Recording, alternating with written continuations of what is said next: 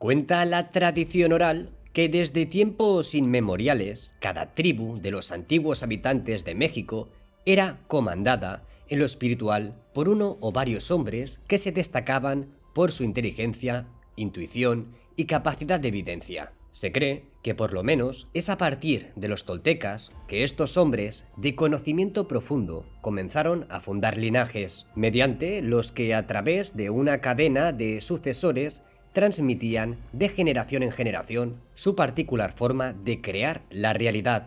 Actualmente se conoce que el número de linajes que existe en México es indeterminado, aunque abundante. Mientras muchos de ellos sobrevivieron a la conquista, otros nacieron a partir de ella. Si se les necesita y se les busca, se les encuentra en la mayoría de pueblos o ciudades y forman una subcultura de complejidad y riqueza realmente insospechada. Estos iluminados se dedican a curar enfermedades, a pronosticar el futuro, a dar consejos y aliviar angustias, y son consultados desde siempre por pueblos enteros, ya que sus gentes encuentran en ellos su guía y su consuelo. Para ellos son los portavoces de tradiciones milenarias y representan la más verdadera y misteriosa raíz de lo mexicano. De hecho, relatan que algunos de estos guías, gozando de una voluntad y optimismo envidiable, son capaces de realizar hazañas casi milagrosas, tanto en intuición como en conocimiento. Bienvenidos al videoprograma de hoy. Estaremos de acuerdo en que el hombre primitivo es esencialmente racional, aunque no intente explicar racionalmente los fenómenos desconcertantes. De hecho, sabemos que los hombres siempre han tenido una intuición de lo divino, de la idea de lo infinito, que deriva de sus experiencias sensoriales, ya que todo conocimiento humano llega a través de los sentidos, y es en esto en lo que se basa todo su raciocinio. Para la mayoría de la comunidad antropológica, la religión primitiva abarca temas tan controvertidos como la magia, el toteísmo, el tabú e incluso la brujería. Es decir, todo lo que se engloba en la mentalidad primitiva, pero además no elude de ninguna manera lo calificado como mágico religioso. En este último apartado es donde aparecen figuras como las que nos ocupa hoy, la de los graniceros de Morelos y la de Don Lucio Campos. Pero para comprender todo un poco mejor, es importante conocer de dónde surgen las raíces de este linaje y de dónde vienen sus conocimientos. El agua simboliza para los antiguos mexicanos el fundamento de la vida.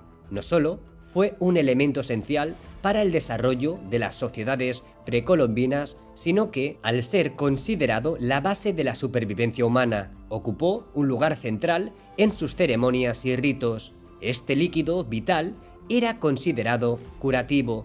Por ello, los baños de vapor con piedras calientes y plantas medicinales, llamados temazcali, casa de vapor, eran espacios destinados a la purificación del cuerpo de cada individuo, y se pensaba que, gracias a la acción del agua, en este contexto ritual, era posible renacer.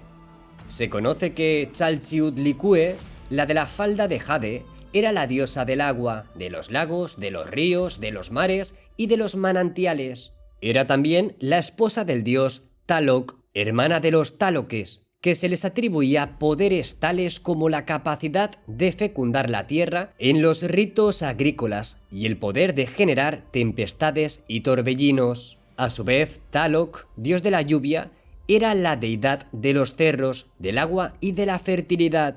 Según la cultura náhuatl, regía fenómenos meteorológicos como los relámpagos, los truenos, el granizo o las tormentas, y frecuentemente se le asociaba a las cuevas. De hecho, Tlaloc Tamagazki era considerado habitante del paraíso terrenal y el responsable de dar a los hombres los mantenimientos necesarios para la vida. Es por todo esto que se cree muy probable que los antecesores de los graniceros sean los antiguos servidores de Tlaloc, puesto que ya en la época prehispánica se conoce que existía toda una escuela de sacerdotes que consideraban a Tlaloc como su deidad.